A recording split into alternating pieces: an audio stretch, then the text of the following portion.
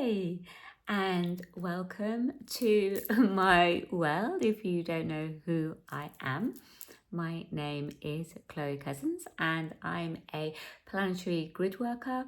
I'm a ascension facilitator, and for me, I see myself as really supporting people in their empowerment process, whether it's personal empowerment, whether it's spiritual empowerment. I'm like a catalyst for that. So here we are, post eclipse, literally just. And this is really, like I was saying the other day to my community, this is really now where we're rolling up our sleeves and really starting to do the work for the embodiment of what this eclipse portal has enabled us to be revealed for us, to clear, so that we can clear that within us, and also gain more clarity on where we are going. There's been a real feeling of this sort of destiny call.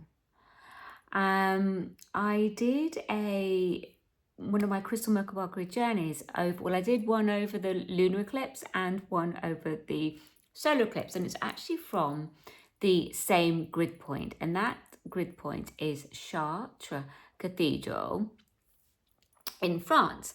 And it was so interesting because it was very much, to me, Chartres encapsulates it at one grid point the frequencies of the rebirth and also the death rebirth, basically. And it's very potent. It's very powerful, because what that enables you to do, when you can really tap into those energies of releasing and letting go, it then enables you to rebirth. It's an energy of literally transferring from one state to another. No real deep change takes place unless you can tap into and work with those energies. And Chartres is a grid point, just like there are hundreds of grid points all over our planet. Each grid point, each sacred site, each planetary vortex point has specific keys, specific codes, specific teachings that you can access there. And so what I do inside my Earthstar Temple community is we work with these sacred sites to activate those codes for our ascension process. But here's the thing, and this is what I really wanted to talk to you about today, is that that's only half the picture. The activation is only half of the picture, because then the real work takes place, and that's the embodiment. So what this eclipse has done with the lunar eclipse and then the solar eclipse, it's like working with the black and the white ray, right? That's what's happened in a very short space of time, in 2 weeks. No wonder most of us are feeling quite tired, a little bruised, maybe a bit emotional or quite wired. These are kind of all sort of things that come up during these eclipse portals, because there is a lot going on many different levels of your being, right? Because those light codes have got to come all the way down through the whole of your third body, which means it's got to come through your light body, it's got to come through your mental body, it's got to come through your emotional body, and it's got to come through your physical body.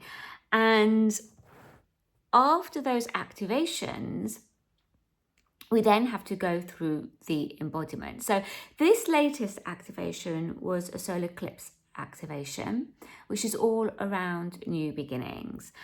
And it's really the rebirth frequency. Now, you know, I understand you kind of think, well, maybe the rebirth's a little bit easier than the letting go part. And it is, but then it's not. And the reason for that is that in the rebirth, when we're in a very, very deep rebirth, right? And we are right now as a planet, because this eclipse portal has been very much around a deep completion and letting go of karmic soul contracts from past lives and this lifetime. And so for many of you, that would have already been, you know, challenging, right? Because these could be contracts and situations and people that you've been connected with for many years. And your life was very much involved with them or with a group of people. And so this closing out and completion, you know, it can be quite challenging. But saying that is also incredibly empowering, because what it means that kind of separation is supporting you to stand up more on your own 2 feet and really be able to claim more of who you are and who you are birthing into. Because what you're moving away from was, in a way, part of your old sense of self. And this is a whole new you with a whole new upgrade, a quantum jump in your destiny right now, path being birthed. So it can feel, you can feel quite vulnerable in that situation, because what you're familiar with, what you relied on, what you had around you as your kind of props, shall we say, energetic props, are not there anymore. And that's because it's about you tapping in directly to source and connecting with that for yourself. And it's not to say that, you know, you're not going to do that with other people. Like, for example, in my community, we kind of all work together, as it were, in that we support and we hold space for each other, and, you know, we do our practices. However, at the end of the day, it still comes down to you and your direct connection to source. And it really is about you leading you, because you're the one energetically that has to take those steps for the next steps after that to appear. And so much of that is around trusting yourself, trusting your intuition, trusting what you're getting, your visions you're getting. And also a lot of it is in the decoding, where you're decoding and releasing a lot of the limitations, the restrictions that you've held in the past. Now, the thing with a rebirth is that it's all done via the heart chakra. So what that means is that you may find that you might be feeling quite emotional right now. You may be feeling a bit of grief. You may be feeling resentment. You may be feeling in the void. But that's because you're going deeper into your heart chakra. Because your heart chakra really is like the master switch. Your heart chakra is the key to everything. It's the key to your ascension process. It's the key to you embodying more light. It's the key to your healing, although I don't really like to use the word healing. What's really happening is you're just embodying more light, and you're releasing restriction that you've held in your body and consciousness. And so in this process of rebirthing, there's a couple of key points that I want to share with you because I feel it's going to really support you to understand what's going on at an energetic level. So the first thing to say is, as your heart chakra may well be triggered, you may have those emotional feelings coming up, you know, a lot of grief, maybe feeling vulnerable, maybe feeling anger, resentment. You may be feeling, you know, quite a few of those feelings. Just try and sit with them and be with them as much as you possibly can, accept them. And then through that, through you know, like being aware of them and being accepting of them and accepting of yourself, you then create like an energetic space, like you become more of the witness. And in the bigger you can create that space between the witness part of you and what you're experiencing, then it allows those emotions and those thought forms to be transmuted, because it's not about suppressing them. It's not about releasing them in terms of like shutting them down. It's about alchemizing them. That's where the power actually is bringing them up to the light, you know, recognizing them, acknowledging them, and allowing them to be so that they can transform through the light of your consciousness. So the more you can shed light through this witness state, the more it's going to support you. Now, inside my Temple Activate and Temple Impact, I go into all of that in the Decode Masterclass in a lot more depth. So if you are in Temple Activate, you may want to look at that. I only literally, when was it? I think it was last week I recorded that. I've actually got another part to it that I'm going to record. I'm also going to record one all on the recode and on the realignment as well, because it's really kind of that trio that's key for any transformation, which is a decode, a recode, and realignment. So that's the first thing I would highly recommend.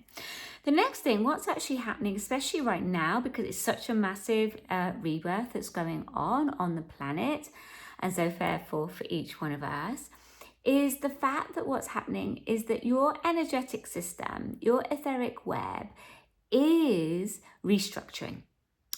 And it's restructuring to be able to contain and hold a whole new reality for you. And this does take, it does take a bit of time. You know, it takes commitment. It takes working on that daily. Absolutely. Because what you're wanting to do is that you're going to be coming to these crossroads. Already coming up to this eclipse would have been quite crossroads.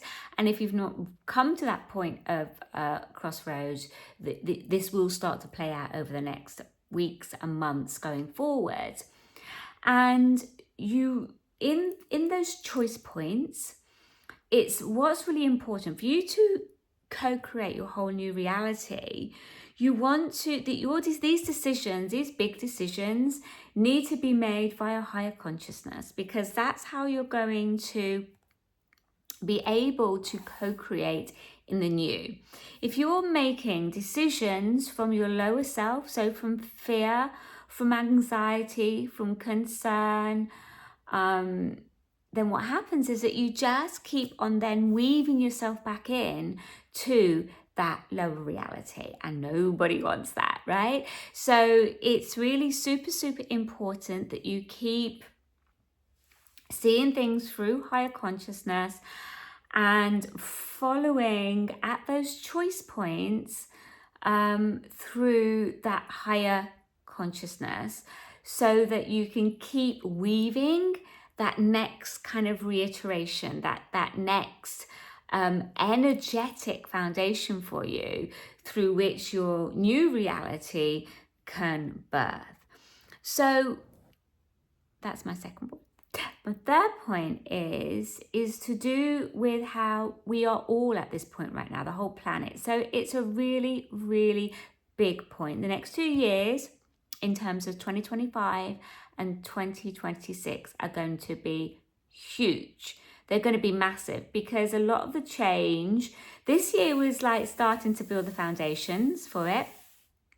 And the next 2 years, is really carrying on building some of those foundations, but then really expanding into them so much more. So the important thing is to keep going with the flow of the expansion and not the contraction. So it's really having a really what some of you may be experiencing with this eclipse, and definitely going into 2025, is gaining a lot more clarity around your purpose, around your destiny, what you're feeling called to do. They start off with nudges like, oh, that would be nice, but that's not going to be possible because of X, Y, and Z. And then it gets, you'll keep getting it, and then literally you will get those moments of push by the universe if you don't jump voluntarily. So it really is about hearing the call. So that's my third point. It's about hearing that clarion call, hearing that cosmic call, those cosmic vibrations as they're coming down right now, and really locking onto them and expanding into them. And so that includes, I feel, getting much more clarity on your vision and your purpose. I have a whole workshop on that called North Star